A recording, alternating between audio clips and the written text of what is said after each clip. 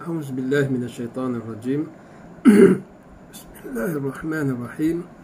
الحمد لله رب العالمين، والعاقبة للمتقين، ولا عدوان إلا على الظالمين، ونشهد أن لا إله إلا الله، ونشهد أن محمدا عبده ورسوله. اللهم صل وسلم على سيدنا محمد وعلى آله وأصحابه ومن سار على نهجه وتمسك بسنته إلى يوم الدين. Amma ba'd. Segala pujian dan syukur kepada Allah Subhanahu wa taala, selawat dan salam ke atas junjungan besar Nabi Muhammad sallallahu alaihi wasallam, kepada ahli keluarga baginda, kepada para sahabat baginda, dan kepada mereka-mereka yang memperjuangkan agama Allah Subhanahu wa taala sehingga ke hari kiamat. Dan tajuk kuliah kita insyaAllah pada minggu ini adalah fadilat bulan Zulhijjah dan fadilat berkorban. Kita akan masuk ke bulan Zulhijjah dalam masa beberapa hari sahaja lagi. Kalau mengikut kalender Hijri, hari Ahad ini adalah hari pertama bulan Zulhijjah. Dan juga bulan Zulhijjah ini di mana terdapat di dalamnya bulan ataupun ibadah haji dan ibadah korban. Ini satu kemuliaan yang Allah Subhanahu wa taala beri kepada bulan Zulhijjah, dan nama pun Hijjah itu diambil daripada perkataan haji. Tuan-tuan dan puan-puan yang kasih sekalian, bila kita masuk bulan haji ini, maka banyak peristiwa-peristiwa yang boleh kita ambil sebagai pengajaran yang besar. Bukan sahaja peristiwa-peristiwa yang berlaku di zaman Nabi SAW, malahan juga peristiwa-peristiwa yang berlaku sebelum zaman Rasulullah SAW. Di antaranya adalah zaman Nabi Ibrahim AS, di mana ibadat haji mula-mula disyariatkan. Dan apabila kita mengenang bulan haji juga, kita akan mengenang sejarah bandar Makkah Al-Mukarramah, sejarah bandar haji yang menjadi tumpuan haji umat manusia, yang mana terdapat di dalamnya Kaabah, yang merupakan rumah ibadah yang pertama yang didirikan di atas muka bumi ini.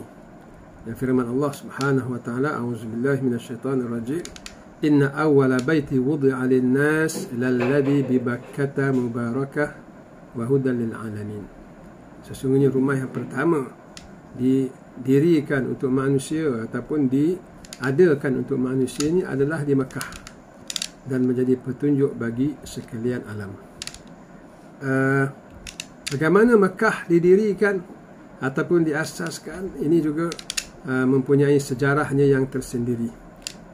Yang asalnya tanah kering kontang, yang akhirnya seperti mana sejarah yang kita sedia maklumi, Nabi Ibrahim AS bersama dengan isteri baginda Hajar, bersama dengan anak mereka iaitu Nabi Ismail AS, digerakkan oleh Allah Subhanahu wa taala menuju ke Mekah. Jadi sampai di Mekah, tempat yang kering, kontang, dan tidak mempunyai sebarang sumber air. Sumber air Zam-Zam hanya selepas daripada kisah apabila Nabi Ibrahim diarahkan oleh Allah Subhanahu wa taala melakukan dakwah di tempat yang lain, maka Nabi Ibrahim terpaksa meninggalkan anak dan isterinya di Mekah. Yang ketika itu bukan Mekah, bukan apa, dia merupakan padang pasir dan merupakan satu lembah. Apabila Nabi Ibrahim AS bergerak menuju ke destinasinya, dikatakan menuju ke Palestin ataupun ke tempat yang lain, isteri baginda Hajar mendukung anaknya dan mengikut di belakang sampai ke pinggir Mekah sahaja. Kemudian sudah tentulah dia tidak dapat mengikut suaminya yang dia kasihi, dan berlakulah dialog di antara isteri dengan suaminya Jadi Hajar berkata kepada Nabi Ibrahim alaihissalam, ila man tatrukuha wa waladaha. Wanita itu dan anak kecilnya itu engkau tinggalkan mereka berdua kepada siapa? Lalu Nabi Ibrahim tanpa menoleh dengan penuh keimanan kepada Allah Subhanahu Wa Taala, sedangkan dia akan meninggalkan isteri anak ni satu tempat yang kering kontang yang tidak ada apa-apa. Tapi dia yakin sekiranya Allah Subhanahu Wa Taala yang mengarahkan dia melakukan dakwah di satu tempat yang lain, dia meninggalkan anak dan isterinya di tempat itu demi untuk mengasaskan sesuatu yang akhirnya diasaskan bandar Makkah Mukarramah, maka Allah Subhanahu Wa Taala tidak akan mensia-siakan. Allah Subhanahu Wa Taala tidak akan mensia-siakan isterinya dan anaknya. Lalu Nabi Ibrahim dengan penuh yakin menjawab, ilallahi azza wa jal, aku meninggalkan wanita itu dan anaknya, aku tinggalkan mereka kepada Allah Subhanahu Wa Taala. Penuh yakin. Dan si isteri pula yang beriman kepada Allah Subhanahu Wa Taala dengan penuh yakin juga suami akan pergi. Berapa lama tak tahu. Zaman dulu kalau pergi tu tak ada telefon, tidak ada apa-apa kenderaan, hanya unta melalui padang pasir, bukannya hutan hijau ke apa. Tapi dia dengan penuh yakin apabila suaminya mengatakan, aku meninggalkan kamu berdua kepada Allah Subhanahu Wa Taala. Lalu Hajar berkata, radina, kalau begitu kami redha. Kami redha, pergilah berjuang, kami berdua tinggal di sini. Yang selang beberapa ketika keringlah air, bekalan air dan sebagainya, tiada suami lagi datang untuk membantu mencari air dan sebagainya, maka Ismail kering dan hampir nazak dan hampir meninggal dunia kerana kekeringan. Ketika itulah Allah Subhanahu Wa Taala mengutuskan Jibril selepas Hajar di antara Safa dan Marwah mencari air, kemudian datang Jibril dan menghentak-hentakkan kakinya ke bumi, maka keluarlah air Zam-Zam. Dan kemudian Mekah menjadi bandar sebab ramailah pengunjung yang singgah di situ kerana ini satu tempat yang mempunyai air. Maka dia menjadi R&R, tempat persinggahan. Lama kelamaan menjadi bandar, dan lama kelamaan datanglah ataupun pulanglah Nabi Ibrahim alaihissalam daripada perantauan, dan dengan penuh rindu kepada anak isterinya. Kalau hukum adatnya, macam mana dia tinggalkan Hajar dan Ismail di tanah yang kering kontang, maka dia balik, dia tak akan jumpa dah isteri dia. Isterinya Hajar dan Ismail akan mati kekeringan. Yang mungkin dia akan ketemui adalah dua rangka manusia, satu besar dan satu kecil. Itulah rangka yang akan dijumpai. Tapi alangkah terkejutnya bila dia dapati Allah tidak mensia-siakan perjuangan dia. Allah Ta'ala tidak mempersia-siakan nabinya. Allah Ta'ala tidak mempersia-siakan anak isteri Nabi ataupun kekasih Allah Subhanahu Wa Ta'ala. Lalu Allah Subhanahu Wa Ta'ala memulangkan Nabi Ibrahim kepada anak dan isterinya, dan didapati anak dan isterinya berada dalam keadaan sihat walafiat, dan Mekah telah menjadi tempat persinggahan dan telah menjadi pekan dan sebagainya. Tapi Allah Subhanahu Wa Ta'ala menguji lagi sekali anak yang ditinggalkan begitu lama sejak daripada kecil. Kini dia diperintahkan untuk menyembelih Ismail. Dugaan yang besar ke atas Nabi Ibrahim alaihissalam, dugaan demi dugaan. Hari itu dugaannya adalah meninggalkan anak isterinya. Kali ini dugaan adalah menyembelih anak yang dia kasihi. Tetapi Nabi Ibrahim alaihissalam, seperti mana dia tidak teragak-agak meninggalkan anak dan isterinya kerana perintah Allah Subhanahu Wa Ta'ala, begitu juga pada kali ini dia juga tidak teragak-agak menyembelih anaknya, selagi mana ianya adalah perintah daripada Allah Subhanahu Wa Ta'ala. Sebab itu Nabi Ibrahim ni digelar kekasih Allah. Begitu tunduk dan patuhnya Nabi Ibrahim ini kepada Allah Subhanahu Wa Ta'ala, tidak ada tolak bandingnya dibandingkan dengan manusia-manusia yang lain. Sebab itu Nabi Ibrahim AS tergolong dalam golongan ulul azmi minar rasul. Ulul azmi dari kalangan para nabi dan rasul. Tibalah masa Nabi Ibrahim ingin menyembelih anaknya, dan apabila hampir pisau itu mengenai leher anaknya, ya, mungkin dibiarkan sesaat dua lagi, maka sempurnalah penyembelihan ke atas Nabi Ismail. Allah Subhanahu Wa Taala telah menyatakan ataupun menyatakan kepada Nabi Ibrahim AS, qad saddaqta ru'ya, sesungguhnya engkau telah membenarkan mimpi ataupun arahan Allah Subhanahu Wa Taala menyempurnakan ataupun menyembelih anaknya Ismail. Maknanya kamu telah berjaya dalam ujian ini, iaitu tunduk dan patuh sepenuhnya kepada Allah Subhanahu Wa Taala, walaupun sampai ke tahap mengorbankan anak sendiri, kerana ia adalah perintah Allah Subhanahu Wa Taala. Maka kamu telah lulus ujian ini, dan sembelihlah kambing sebagai tanda syukur kepada Allah Subhanahu Wa Taala. Wa fadaina bi dhibhin azim, dan kami gantikan dengan seekor kambing yang besar. Maka daripada situ Nabi Ibrahim pun menyembelihlah kambing yang besar ini, dan bermulalah ibadat korban yang akan kita laksanakan pada musim hari raya haji ini, insya-Allah. Jadi apabila kita melakukan ibadah korban pada tahun ini ataupun pada tahun-tahun yang lalu ataupun pada tahun-tahun yang mendatang, apabila kita hubungkan dengan ibadah korban yang dilaksanakan oleh Nabi Ibrahim AS, kemudian diikuti oleh nabi-nabi selepas baginda, dan akhirnya kepada Nabi Muhammad SAW dari kalangan para nabi dan rasul, kemudian diikuti dengan umat Islam seterusnya, sehinggalah pada hari ini kita mengambil contoh tauladan dari apa yang ditunjukkan oleh nabi-nabi dan rasul-rasul yang terdahulu, khususnya kisah yang ditunjukkan oleh Nabi Ibrahim AS. Bermakna, tuan-tuan dan puan-puan, ibadah korban ini adalah satu manifestasi, satu petunjuk ataupun mengenangkan kepada kita arti ketundukan yang sepenuhnya kepada Allah Subhanahu Wa Taala, mengenangkan prestasi yang ditunjukkan oleh Nabi Ibrahim AS, keimanan yang ditunjuk oleh Nabi Ibrahim AS dalam melaksanakan perintah Allah Subhanahu Wa Taala.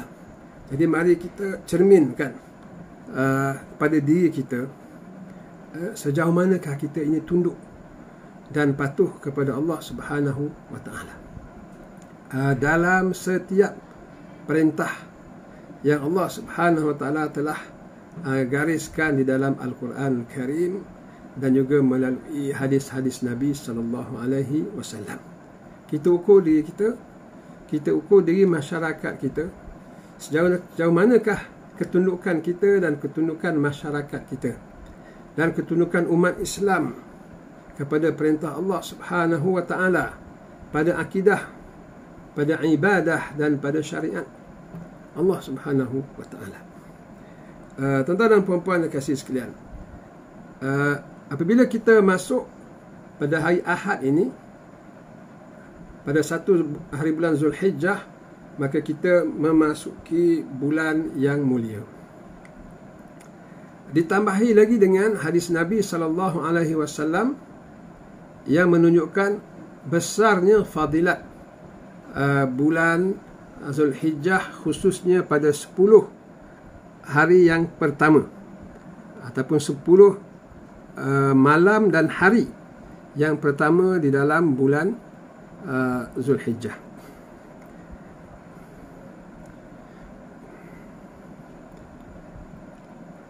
Di antaranya adalah Allah Subhanahu Wa Taala berfirman di dalam Al-Quran, a'udzubillahi minasyaitonirrajim, dalam surah Al-Fajr, wal fajri wa layalin ashr, wal fajri wa layalin ashr, yang bermaksud demi pagi ataupun demi subuh dan malam-malam yang 10. Jadi ulama menafsirkan malam-malam yang 10 itu adalah malam-malam yang pertama dalam bulan Zulhijjah.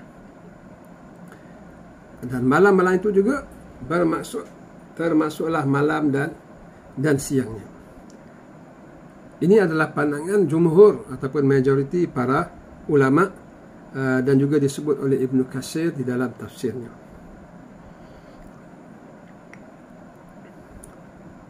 Kemudian Nabi SAW dalam hadisnya daripada Jabir radhiyallahu an, baginda bersabda, fadlu ayam dunia ayamul ashr.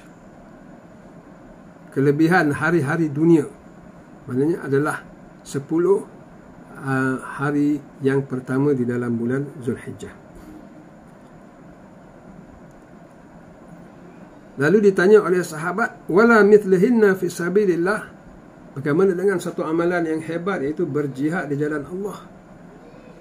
Tak sama ke dengan kehebatan 10 hari yang pertama ini dalam bulan Zulhijjah?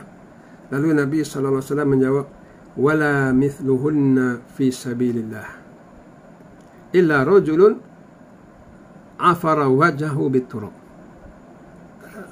Tidak sama walaupun jihad fi sabilillah, melainkan seorang lelaki yang berdebu wajahnya. Maksud di sini adalah dia berjuang berhabis-habisan untuk menegakkan agama Allah Subhanahu wa taala.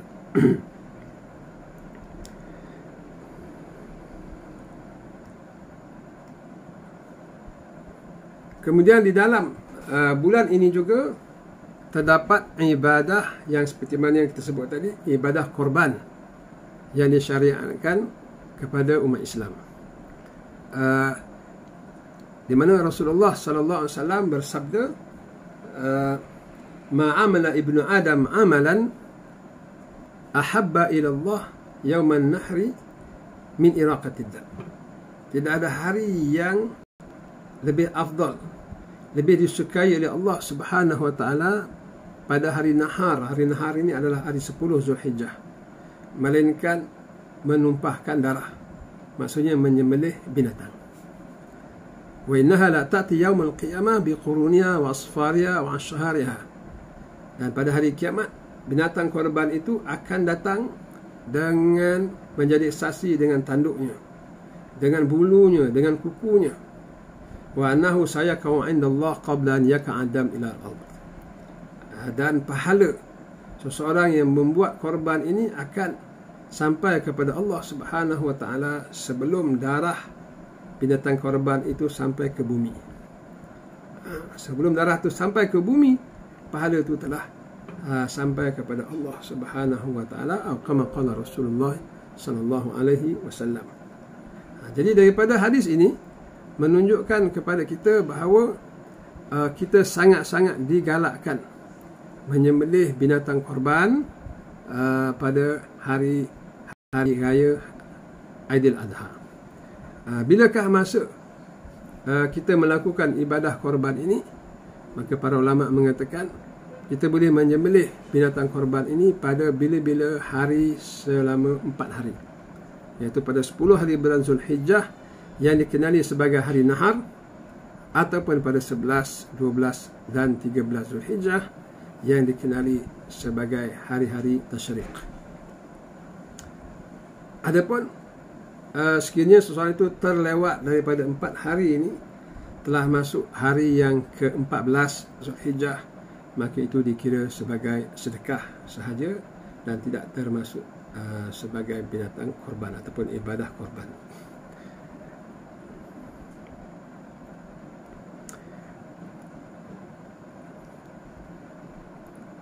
Dan kenapa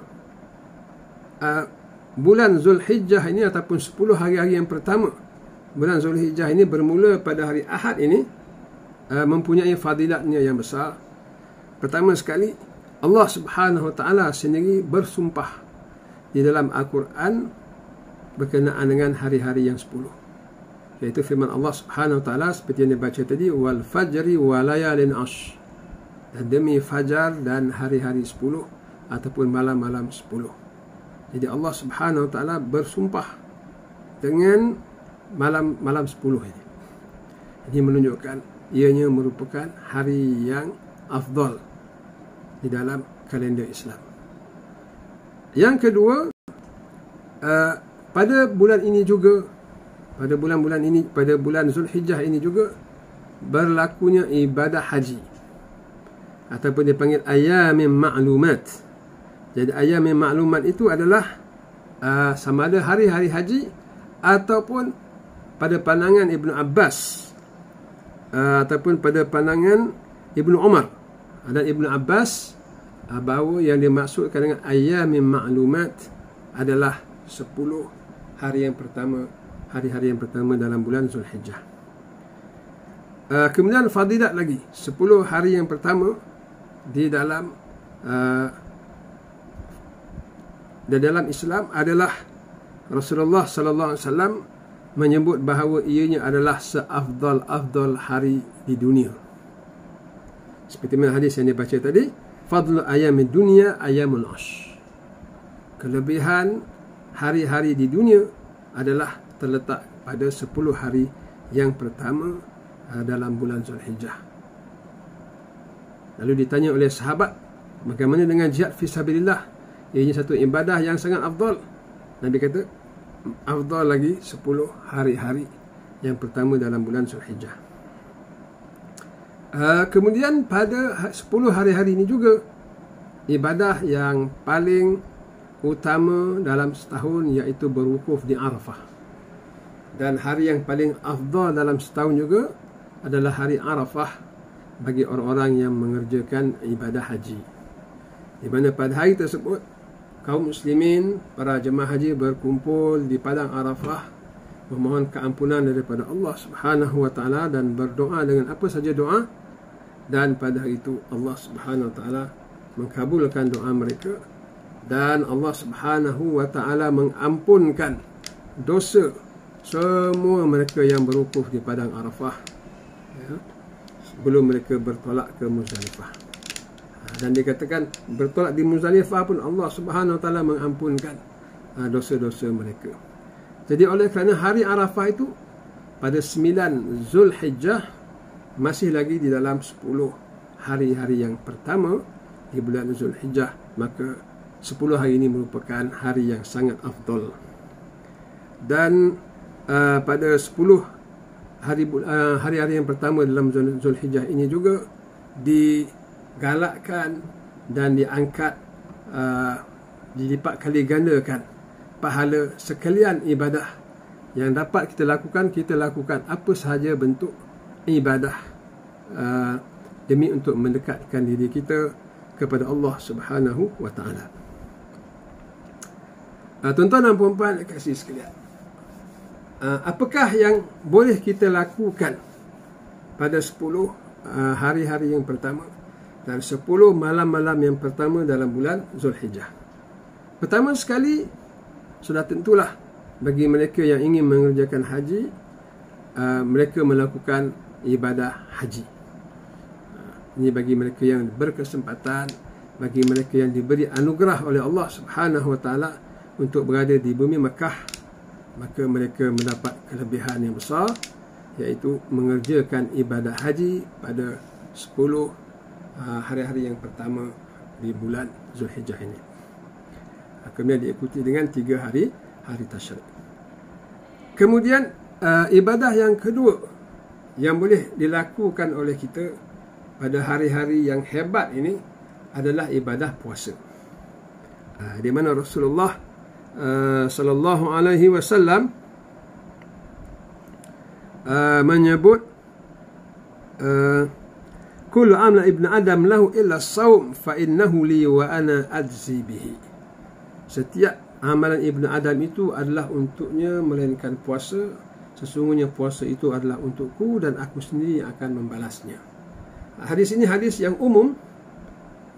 Kita boleh berpuasa sunat pada bila-bila masa yang dibenarkan dalam Islam, tetapi sekiranya dilakukan pada 10 hari-hari yang pertama di bulan Zulhijjah, maka pahalanya dilipat kali gandakan oleh Allah Subhanahu wa taala.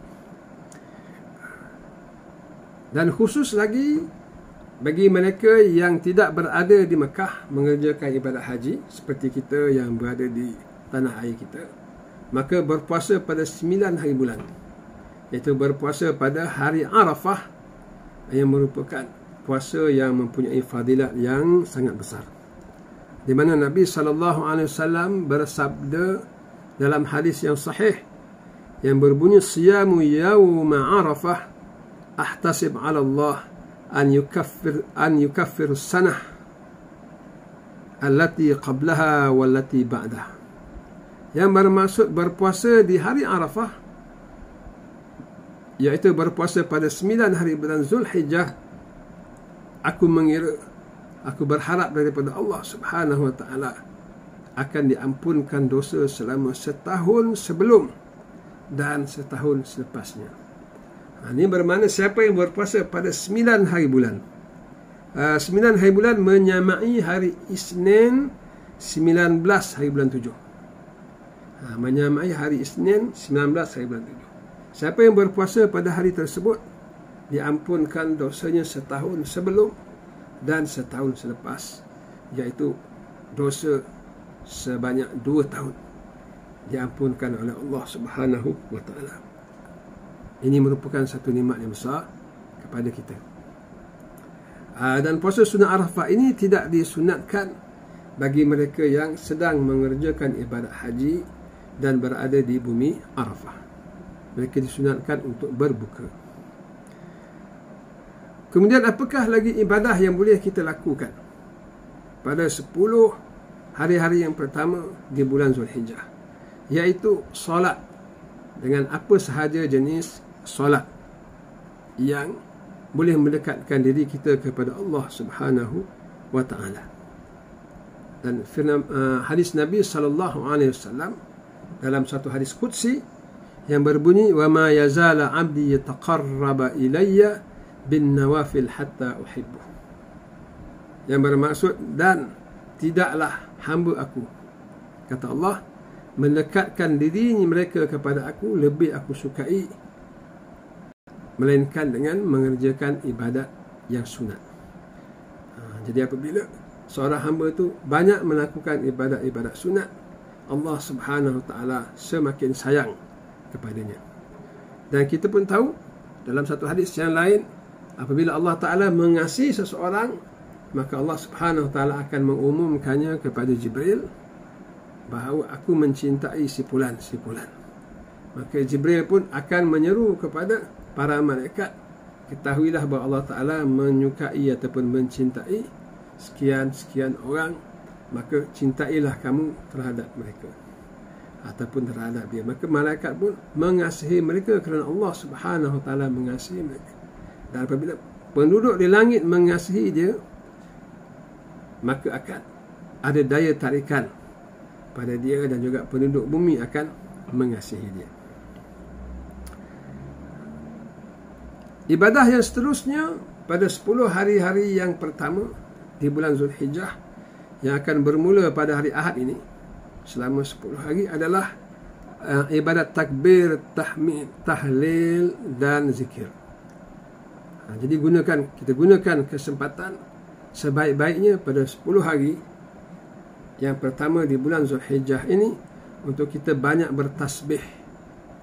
Bukan saja selepas solat 5 waktu, begitu juga kita tambah lagi pada waktu-waktu kita berada di mana sahaja. Ketika kita berbaring, ketika kita duduk, ketika kita berdiri. Alladzina yadhkurunallaha qiyaman wa qu'udan wa 'ala junubihim wa yatafakkaruna fi khalqis samawati wal ard.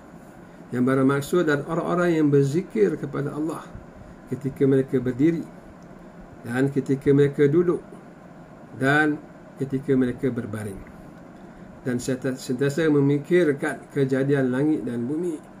Lantas dia berkata, Rabbana ma khalaqta hadha batilan subhanaka faqina adzaban nar. Maha suci Tuhan, Kau tidak menciptakan langit dan bumi ini sia-sia, tidak ada faedah, ada tujuan. Maka selamatkanlah kami daripada api neraka. Jadi gunakan kesempatan pada 10 hari-hari yang pertama ini untuk kita mempertingkatkan, memperbanyakkan lagi zikir kita kepada Allah Subhanahu Wa Taala, berupa subhanallah, dan alhamdulillah, la ilaha illallah, Allahu akbar, dan juga zikir-zikir yang banyak yang disebut di dalam kitab-kitab. Termasuk juga zikir-zikir daripada al-maqsurat yang mengandungi zikir-zikir daripada Al-Quran dan daripada hadis-hadis Nabi sallallahu alaihi wasallam. Rasulullah sallallahu alaihi wasallam bersabda, "Ma min ayyamin a'zamu 'inda Allah wa la habba ilaihi al-amal fihinna min hadhil ayyamin 'ashr." Yang bermaksud tidak ada hari yang lebih hebat di sisi Allah dan lebih disayangi oleh Allah Subhanahu wa taala seseorang itu beramal ibadah di dalamnya selain daripada hari 10 yang pertama dalam bulan Zulhijjah. Faktiru fihinna minat tahlil wat takbir wat tahmid. Maka perbanyakkanlah di dalam hari-hari tersebut tahlil. Tahlil ni la ilaha illallah, la ilaha illallah, la ilaha illallah. Wat takbir, Allahu akbar, Allahu akbar, Allahu akbar. Wat tahmid, dan alhamdulillah, alhamdulillah, alhamdulillah. Jadi Nabi SAW menyeru kita supaya memperbanyakkan 3 jenis zikir tersebut. Dan berkata Imam Bukhari, periwayat hadis, bahawa Ibnu Umar dan Abu Hurairah radhiyallahu an, apabila mereka berdua pergi ke pasar pada 10 hari-hari pertama dalam bulan Zulhijjah, mereka bertakbir. Dan apabila mereka bertakbir, manusia-manusia lain pun turut sama bertakbir. Sahabat-sahabat bila mendengar Ibnu Umar dan Abu Hurairah bertakbir, maka mereka pun bertakbir. Jadi kita lihat macam mana suasana ketika itu.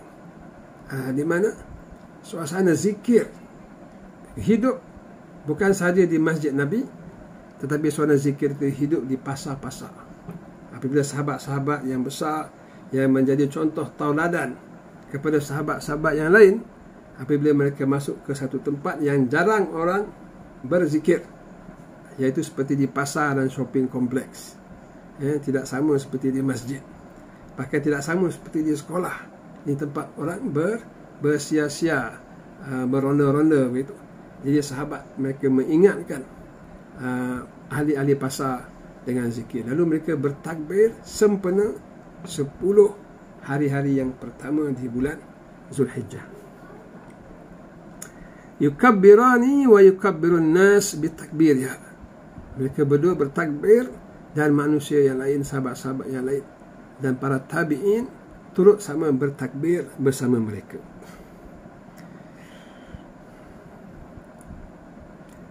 Dan adalah Umar bertakbir di Mina. Fayasma'u ahlul masjid fayukabbiruna.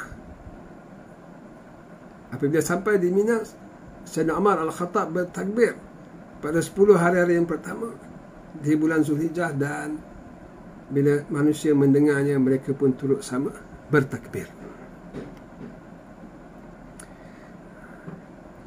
Wa yakabbir ahlul aswaq hatta tartaj Mina takbiran. Dan mereka bertakbir sampai bumi Mina tu berdengung, atau lebih exaggerate lagi, bergegar dengan takbir. Maknanya begitu kuat mereka bertakbir sempena 10 hari-hari yang pertama di bulan Zulhijjah. Masya Allah. Wa yustahabba lil muslim an yujahhar bitakbir fi hadhihi al-ayyam wa yarfa'u sawtahu bihi ala in ahdharu min at-takbir jama'i haitsu lam yunqal Nabi sallallahu alaihi wasallam. Jadi dituntut, disunatkan bagi orang Islam bertakbir dengan suara yang didengari. Jadikan budaya itu, kalau bukan pun di pasar, di rumah kita. Dalam suasana PKP ni, semua duduk di rumah. Biar anak-anak kita, biar isteri kita, biar suami kita mendengar kita bertakbir pada 10 hari-hari yang pertama dalam bulan Zulhijjah. Lebih-lebih lagi selepas solat dan juga Jangan kita lupa bila kita duduk beramai-ramai, lepas makan, habis makan kita berbual dan sebagainya, kita takbir. Jadi bila anak kita pun tanya, kenapa takbir? Sempurna 10 hari-hari yang pertama di bulan Zulhijjah. Tuan-tuan dan puan-puan yang kasih sekalian, disebut oleh Rasulullah sallallahu alaihi wasallam keberkatan dan kehebatan 10 hari-hari yang pertama di bulan Zulhijjah ini dengan perkataan yang umum, dengan makna tidak disebut secara khusus apakah ibadah yang khusus kita lakukan dalam 10 hari bulan ataupun 10 hari-hari pertama dalam bulan Zulhijjah. Disebut bahawa ianya merupakan hari yang terafdal di dalam dunia. Fadlu ayamid dunia. Dia adalah hari yang terafdal dalam hari-hari di dunia. Kemudian Allah Subhanahu wa taala bersumpah dengan 10 malam tersebut, wal fajri wa layalin ashr, tanpa menyebut secara khusus apakah ibadah yang dituntut, yang dilakukan, ibadah tertentu yang dilakukan pada 10 hari-hari pertama dalam bulan Zulhijjah. Bermakna apa sahaja ibadah yang boleh mendekatkan diri kita kepada Allah Subhanahu wa taala, maka dituntut untuk kita melakukannya. Jangan kita lepaskan peluang ini. Ya, apa sahaja yang boleh memberikan kepada kita pahala, apa sahaja yang boleh mendekatkan kita kepada Allah Subhanahu wa taala, apa sahaja yang dengan kita lakukan kita mendapat redha Allah dan balasan syurganya di akhirat kelak, kita lakukan. Di sini para ulama membantu kita dalam menggariskan apakah amal ibadah yang boleh kita lakukan. Di antaranya qiraatul Quran wa ta'allum, iaitu membaca Al-Quran dan mempelajari Al-Quran. Juga membaca Al-Quran dan mengajar Al-Quran. Apa sahaja yang berhubung kait dengan Al-Quran Al-Karim. Yang kedua, beristighfar, memohon keampunan daripada Allah Subhanahu wa taala. Dan Rasulullah sallallahu alaihi wasallam, walaupun baginda seorang nabi yang maksum, tetapi baginda beristighfar paling kurang setiap hari 70 kali. Wallahi inni la astaghfirullah wa atubu ilaih fi kulli yawmin akthar min 70 marrah. Demi Allah, aku beristighfar kepada Allah setiap hari lebih daripada 70 kali ataupun 70 kali. Bagaimana kita yang tidak maksum, maka lebih-lebih lagi lah kita dituntut untuk beristighfar kepada Allah Subhanahu wa taala setiap ketika, khusus pada 10 malam ataupun 10 hari-hari yang pertama di bulan Zulhijjah. Kemudian amal ibadah seterusnya, birrul walidain, membuat kebajikan kepada kedua ibu bapa. Inilah harinya kita meningkatkan lagi. Kalau sebelum ni kita bertelefon, bertanya khabar, kali ini kalau boleh kita ziarah, kita menziarahi mereka.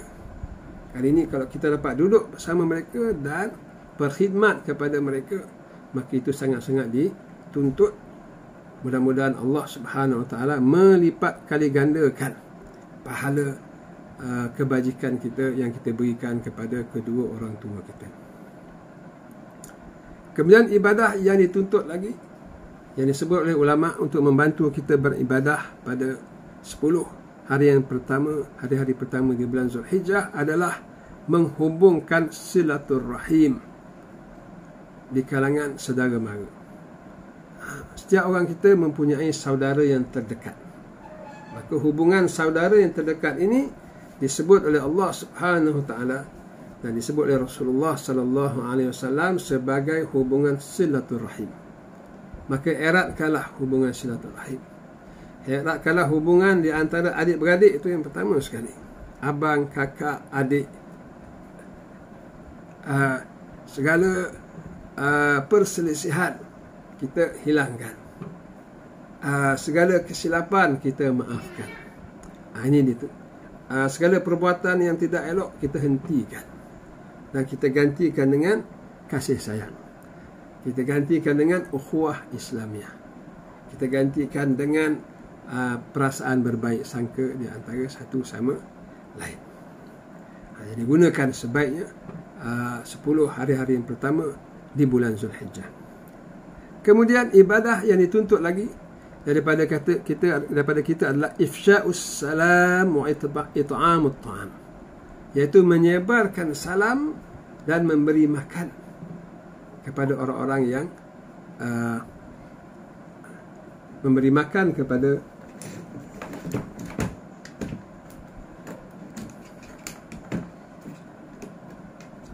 umat Islam. Jadi memberi makan adalah sifat yang terpuji yang digalakkan oleh Rasulullah sallallahu alaihi wasallam. Lebih-lebih lagi lah kita di masa sekarang ini menghadapi wabak corona dan ramai yang tidak mempunyai pekerjaan, yang diberhentikan kerja, yang tidak berpeluang untuk menyambung pekerjaan mereka, ataupun mereka juga bekerja tetapi menurun pendapatan mereka. Dan kita lihat banyak kes-kes yang menyayat hati yang kita lihat di dalam video dan sebagainya. Jadi gunakanlah kesempatan 10 hari yang pertama di bulan Zulhijjah ini untuk kita memberi makan kepada orang-orang golongan-golongan yang tidak bernasib baik.